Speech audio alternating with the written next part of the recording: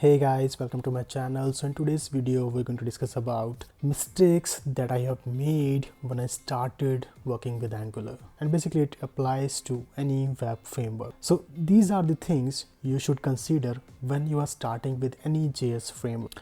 So yeah, let's continue with that.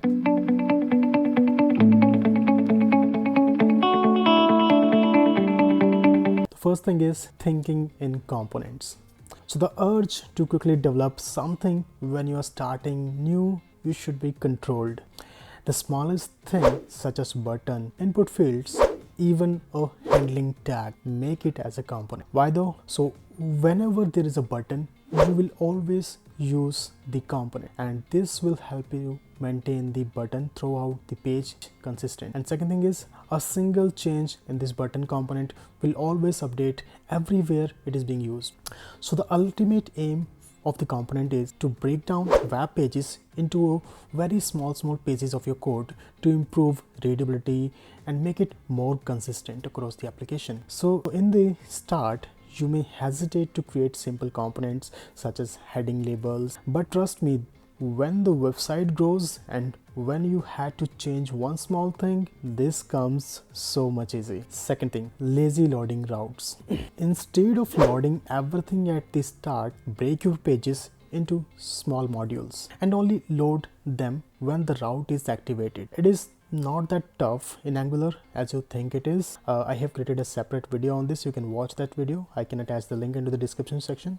So the concept of lazy loading is basically, for example, let's suppose you have multiple modules. For example, you have home module, you have user module, you have admin module, and user is just trying to visit user module. What is the profit of loading the other modules into one bundle, right? It will just increase the load speed of your website or basically your app. So the bundle size will increase unnecessarily and it will load everything when user just want to view the user module only. So you can basically divide your application into multiple modules based on the features most of the time, and whenever user want to move to the admin module, then only admin module should be downloaded, right? And another thing is, why admin module is getting downloaded for user, right? Doesn't make any sense. Users are never going to visit that admin module, right? Because this is for admins only. So whenever admin is trying to load that particular module, then only this module should get downloaded, right?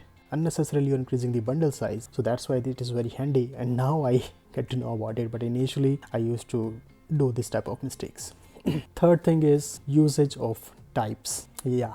So Angular uses TypeScript by default but not React, right? But you can easily add types on those with the create React tab with TypeScript. So the first thing or first rule of TypeScript, I'll just tell you, whenever you're working with any framework which is built on top of TypeScript, never make anything as any unless you are testing whether it is working or not.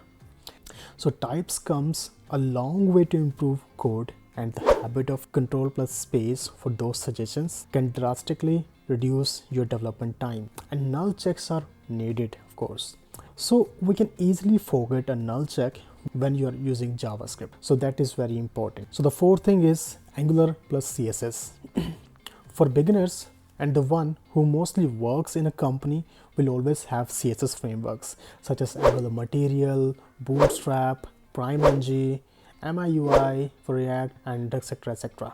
Customizing Bootstrap and Angular materials are really a big headache, because if you remember, this comes with their default theme, and if you have to change the theme according to your website, you want to customize it, or you want to override the CSS of a particular component which is built inside the Angular material or any third-party CSS framework, so you are going to be stuck into a big headache. So sometimes it will work and sometimes it won't. So customizing Bootstrap and Angular materials are really a big headache. So trying to understand that itself will cost you a lot of productivity. The solution that worked for me when using Bootstrap or Angular material, I will always wrap that code and component in my own small component. So write custom CSS classes and use this everywhere. That is the one suggestion. So the fifth thing is usage of RxJS. So in the beginning, when you're starting with the framework, you might not need it, but at some point of time, you need to learn this for the betterment of your application, and there is no escape to it, right? So alright guys, so these were the 5 mistakes which I think I made when I started learning with these frameworks, and I think these 5 mistakes everyone makes.